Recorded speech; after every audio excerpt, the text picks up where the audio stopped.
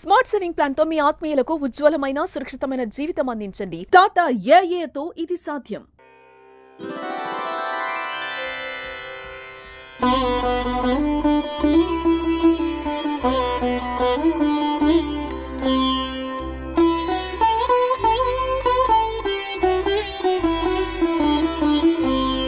శ్రీ గురుభ్యో నమః. అందరికీ కూడా ముందుగా వినాయక చవితి శుభాకాంక్షలు. మరి ఈ సంవత్సరంలో విశ్వావసునామ సంవత్సరంలో వినాయక చవితి మరి దీనికి సంబంధించినటువంటి కారణాలు ఏమిటి, వినాయక చవితి ఉత్పత్తికి కారణాలు ఏమిటి అనేటువంటి విషయం తెలుసుకుందాం. ముందుగా నా పేరు కుమార్ శర్మ. నేను ఆర్మూర్ ప్రాంతంలో ఉన్నటువంటి నవనాథ సిద్ధేశ్వర స్వామి ఆలయంలో ప్రధాన అర్చకుడిగా విధులు నిర్వర్తిస్తుంటాను. మరి ఈ సంవత్సర కాలంలో వినాయక చవితి అనేటువంటిది బుధవారం వచ్చింది. ఈ బుధవారం రావడం అనేటువంటిది చాలా విశేషము. గణపతికి బుధవారం అనేటువంటిది అత్యంత ప్రీతికరమైనటువంటి రోజు. మరి విశ్వావసునామ సంవత్సరంలో భాద్రపద శుక్ల చవితి ఈ బుధవారం రోజు వినాయక చవితి రావడం చాలా శ్రేష్టం.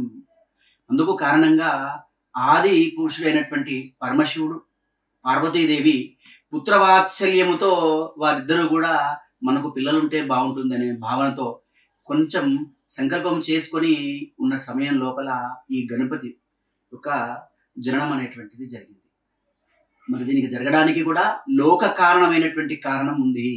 ఆ లోక కారణమైనటువంటి కారణం చేతనే ఈ యొక్క వినాయకోత్పత్తి జరిగింది.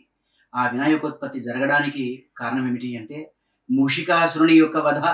సృష్టిలో ఉన్నటువంటి ఈ భగవంతుడు గణపతితో పాటుగా మిగతా దేవులందరినీ కూడా ప్రథమంగా పూజించలేటువంటి దృఢ సంకల్పము మరియు పార్వతీ పరమేశ్వరుల యొక్క ప్రియపుత్రుడుగా ఈ గణపతి యొక్క ఉద్భవం అనేటువంటిది జరిగింది.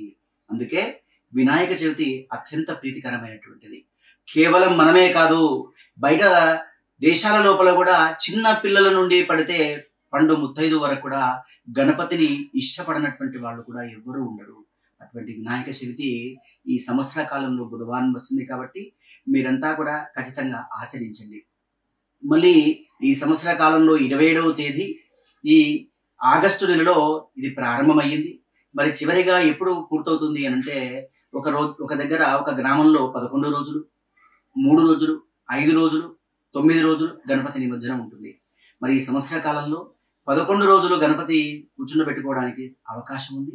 27వ తేదీ నుండి పడితే 6వ తేదీ శనివారం వరకు కూడా ఈ యొక్క గణపతిని కూర్చుండబెట్టుకోవచ్చు. ఆ రోజు పూజా కార్యక్రమాలు అయినటువంటి తర్వాత గణపతిని ఉద్వాసన చేసి తదనంతరమే ఈ 7వ తారీఖు ఆదివారం ఉదయం 9 గంటల వరకల్లా గణపతిని నిమజ్జనం చేయండి. ఎందుకనగా గ్రహణ వేద ప్రారంభమవుతుంది 7వ తేదీ నాడు. గ్రహణ వేద చంద్రగ్రహణము, పౌర్ణమి, ఆదివారము అత్యంత ప్రభావితమైనటువంటి గ్రహణ కాలము కాబట్టి అంతా కూడా గ్రహణ వేద అనేది 8 గంటల ముందు ప్రారంభమవుతుంది. కాబట్టి మనమంతా కూడా ఈ ఉత్సవ విగ్రహం లోపల కూర్చుండబెట్టుకున్నటువంటి గణపతిని 7వ తేదీ ఉదయం 9 గంటల వరకల్లా నిమజ్జనం చేయాలి. ప్రతి ఒక్కరు కూడా భక్తి భావంతో భగవంతుడు ఉన్నాడు అనే సంకల్పంతో మసులుకొని వినాయక చవితి చేస్తే బాగుంటుందని అభిలాష.